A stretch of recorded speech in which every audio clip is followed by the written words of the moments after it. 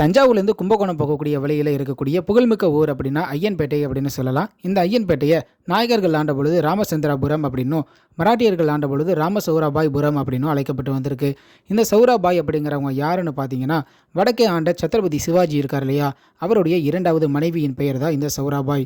இவங்க அங்கே இருக்கக்கூடிய படையெடுப்புகளின் பொழுது தஞ்சாவூருக்கு வந்ததாகவும், அப்போ தஞ்சையை ஆண்டு கொண்டிருந்த மராட்டிய ராஜாக்கள் இவங்களை இங்கே இருக்கக்கூடிய ஐயன்பேட்டைக்கு அனுப்பியதாகவும், இங்கே இருக்கக்கூடிய பெருமாள் கோயிலை இவங்க தினமும் வழிபட்டதனால இந்த திருக்கோயிலில் இவங்களுடைய சிலையானது வைக்கப்பட்டது அப்படின்னு சொல்றாங்க. சரியா பெருமாளுக்கு நேர் எதிரே பார்த்தீங்கன்னா கருடாழ்வாருக்கு இடது புறமா இவங்களுடைய சிலையானது இருக்கும். முழுக்க முக்காடெல்லாம் போட்டு பார்க்கறதுக்கு பக்காவான ஒரு மராட்டிய பெண்ணுடைய தோற்றத்தை கொண்டவங்களா இவங்களுடைய சிலையானது வடிக்கப்பட்டிருக்கு. இவங்களுக்கு ஹம்பிராவ் மொஹிதே அப்படின்னு ஒரு அண்ணனும் இருந்திருக்காரு.